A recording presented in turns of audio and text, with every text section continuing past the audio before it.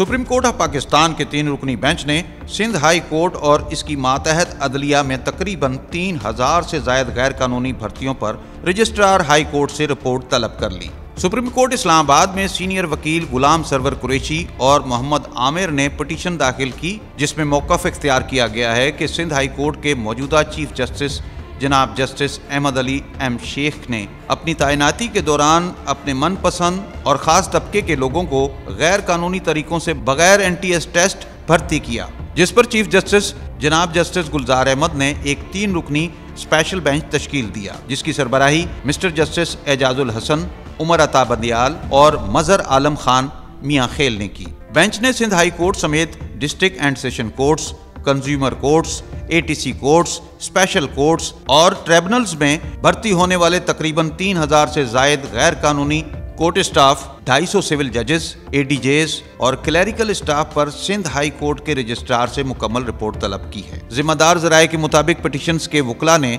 अदालत को Sindh high court के साबिक रजिस्ट्रार गुलाम रसूल समू के बारे में बताया कि साबिक रजिस्ट्रार ने अपने इख्तियारात का नाजायज़ इस्तेमाल करते हुए अपने 2 सगे बेटों समेत अपनी समूह बरादरी के दर्जनों रिश्तेदारों को गैर कानूनी तौर पर भर्ती किया, जिसमें बगैर NTS के जरिए भर्ती होने वाले 250 सिविल जजेस और क्लरिकल स्टाफ भी शामिल है। बताया जाता है कि 95% भर्ती होने वालों का ताल्लुक लाड़काना से है। साबिक रजिस्ट्रार गुलाम रसूल समूह की गैर कानूनी भर्तियों को छुपाने के लिए उनका ट्रांसफर हैदराबाद कर दिया गया। जिम्मेदार ज़राए कहते हैं कि साबिक रजिस्ट्रार अपनी पुरानी रिवायत पर चलते हुए हैदराबाद में भी अपने इख्तियारात का नाजायज इस्तेमाल कर रहे हैं। गैर कानूनी भर्तियों पर सुप्रीम कोर्ट ऑफ पाकिस्तान ने रजिस्ट्रार सिंध हाई कोर्ट से 15 दिन में तफसीली रिपोर्ट तलब की है।